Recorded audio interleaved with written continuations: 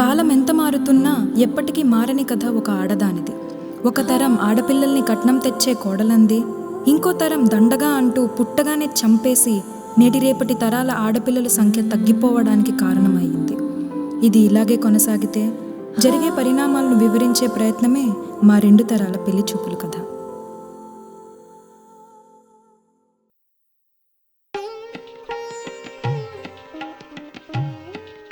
ఒరే నాన్న, ఇలారా కూర్చో. చెప్పండి నాన్నగారు. వాల్తేరులో శ్రీనివాసరావు గారని వాళ్ళ పెద్దమ్మాయిని నీకోసం అడుగుతున్నారు. ఆ అమ్మాయి వివరాలు ఈ కాగితంలో ఉన్నాయి. నీకెప్పుడు వీలవుతుందో చెప్తే వాళ్ళకి కబురు పెడతాను. ఈ నెల 28న వస్తామని కబురు పెట్టండి నాన్నగారు. ఆ రోజు నాకు సెలవే. అలాగే నాన్న. నాన్నగారు, అది ఏంట్రా చెప్పు.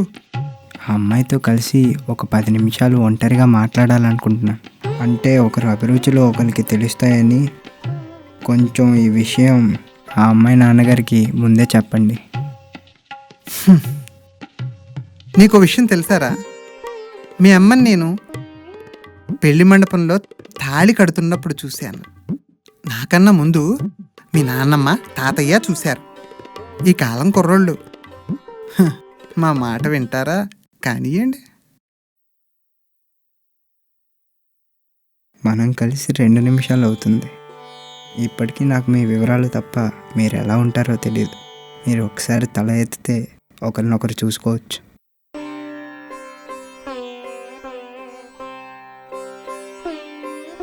ఒక అందాన్ని ఇంత దగ్గరగా చూడడం నాకు ఇదే మొదటిసారి. చూడగానే నచ్చే అందం అంటే ఇదేనేమో.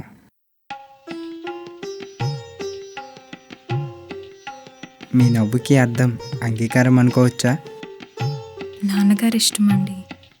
మీకంటూ ఇష్టం ఉంటుంది కదండి. ఆడపిల్ల ఆశపడటానికే కానీ అభిప్రాయం చెప్పుకోవడానికి పనికిరాదు కదండి. బాగానే మాట్లాడుతున్నారే. ఎంతవరకు చదువుకున్నారు? ఎస్ఎస్సి చదివాను. ఆ తరువాత ఆడపిల్లకి చదువెందుకని నాన్నగారు ఆపేశారు. మరి ఇంటి పని వంట పని వచ్చు కదా. మిమ్మల్ని ఒకటి అడగొచ్చా? నిర్భయంగా అడగండి. భార్య అంటే మీ ఉద్దేశం? నా తల్లిదండ్రులను సేవ చేసే ఒక బాధ్యత, నా కోసం బ్రతికే ఒక తోడు, నా మాటకు విలువనిచ్చే ఒక విధేయత. ఒక్క మాటలో చెప్పాలంటే భర్త కోసం తన జీవితాన్ని అంకితం చేయడమే భార్య కర్తవ్యం. ఏరా, ఇంకా అవ్వలేదా? వస్తున్నా నాన్నగారు. చివరిగా ఒక మాట. మీరు నాకు నచ్చారు. నా ఆదాయం, ఆస్తులు మీ నాన్నగారికి నచ్చాయి. కానీ ఇక్కడ సమస్య ఏంటంటే, ఈ పెళ్ళి చేసుకోవాలా వద్దా అనేది నా ఇష్టం, కానీ జరగాల వద్దా అనేది మా నాన్నగారి ఇష్టం. ఆ కట్న కానుకలు అనుకునే విధంగా కుదిరితే మన ఈ పెళ్లి చూపులు పెళ్లి వరకు వెళ్తాయి.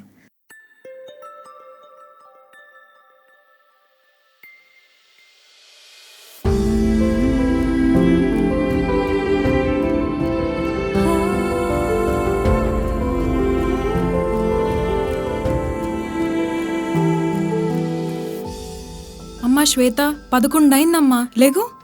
ఏంటమ్మా? ఈ ఫోటో చూడు, నీకే తెలుస్తుంది. ఏంటి మళ్ళీ పెళ్లి చూపులా? నాకిప్పుడు ఇంట్రెస్ట్ లేదు.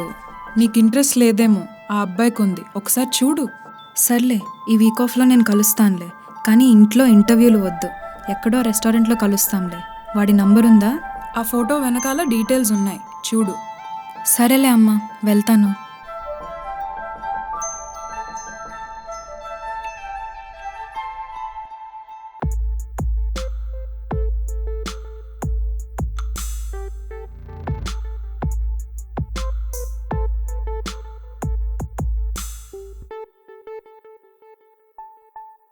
Are you Sumant? Yeah, it's me.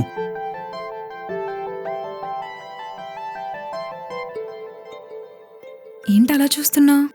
ఒక అందాన్ని నేను దగ్గరగా చూడడం నాకు ఇదే ఫస్ట్ టైం. ఈ మాట ఇప్పటికీ ఎంతమంది అమ్మాయిలతో చెప్పావు? మీరు సాఫ్ట్వేరే కానీ మీరు అంత సాఫ్ట్ కాదండి. ఈ రోజుల్లో అమ్మాయిలు సాఫ్ట్గా కనిపించాలే కానీ సాఫ్ట్గా ఉండకూడదు. కన్ఫర్మ్, ఇది కంచె.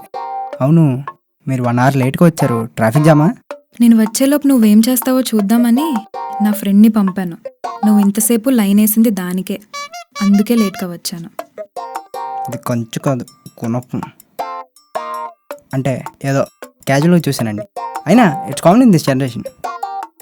స్టోరీలుంటే షార్ట్ ఫిల్మ్ తీసుకో, నాకు చెప్పుకో. బాగా వేడిగా ఉన్నారు, చల్లగా ఏమైనా చెప్పంటారా? వేడిగా ఒక కాఫీ చెప్పు. బ్రో 2 కాఫీ, వేడిగా వేగంగా. ప్రియాతో బ్రేకప్ ఎందుకయ్యో? Ma'am coffee. Thank you. Priya కోసం నీకెలా తెలుసు?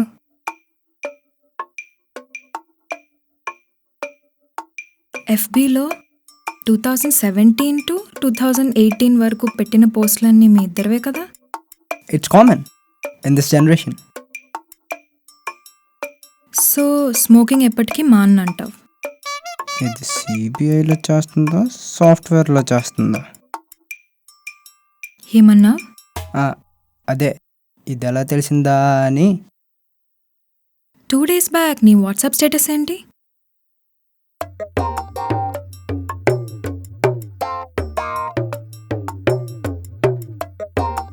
హే, it's common in this generation.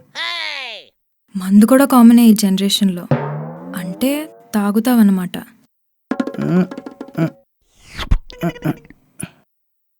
నువ్వు తల అలా అలా ఊపుతున్నావంటే తాగుబోతువే. It's common in. తెలుసు, it's common in this generation అంటావ్. ఈ మ్యాటర్ ముందే తెలిస్తే ఇద్దరు కూర్చొని మందేసేవాళ్ళం కదా. కాఫీ ఏంటి కామన్గా చిరాగ్గా? ఏంటి నువ్వు మందు కొడతావా? It's common in this generation mister Sumanth. నీది మీ ఇంట్లో ఎవరి పోలిక? మా మామ్ పోలిక. అంటే దీని బాబు బలనమాట. ఎందుకు అడుగుతున్నా? జనరల్గా అందమైన అమ్మాయిలు అమ్మ పోలిక అంటుంటారు కదా అని అడిగా. అవునా? Thank you. అంటే నేను కూడా కొన్ని క్వశ్చన్స్ అడగాలి. Yeah go on.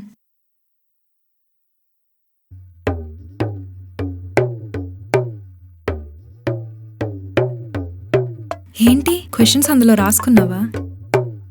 మీ అబ్బాయిలో ఎగ్జామ్స్లో స్లిప్స్ పెడతారని తెలుసు కానీ పెళ్లి చూపుల్లో కూడా పెడతారని ఇప్పుడే తెలిసింది. మీకు వండడం వచ్చా? తినడం వచ్చు. వంట మనిషిని పెట్టుకోవాలన్నమాట.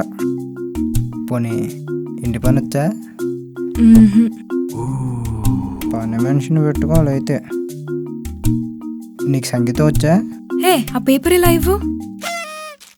నీకు సంగీతం వచ్చా?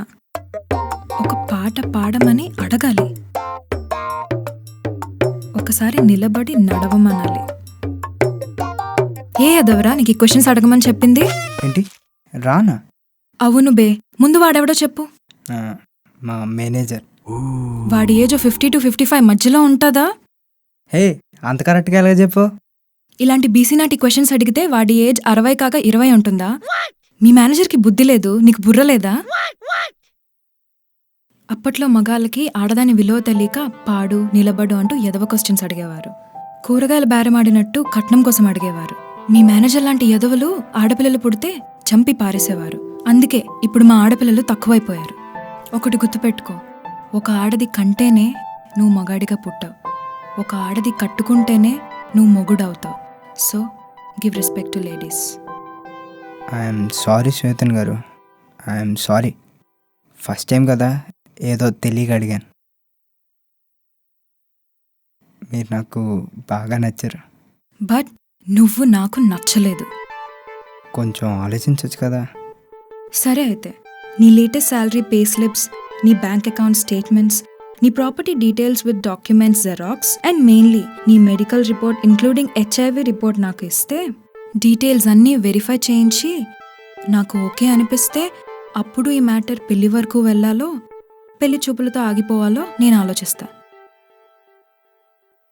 ఇప్పుడు మీరు చూసిన ఈ కథలో నిజముంది, అబద్ధము ఉంది.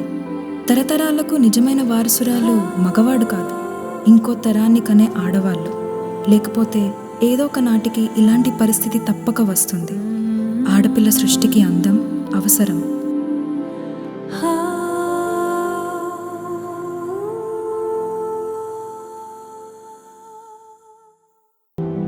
ఒక అందాన్ని ఇంత దగ్గరగా చూడడం నాకు ఇదే మొదటిసారి. చూడగానే నచ్చే అందం అంటే ఇదేనేమో. ఈ మాట ఇప్పటికీ ఎంతమంది అమ్మాయిలతో చెప్పావు? మరి ఇంటి పని వంట పని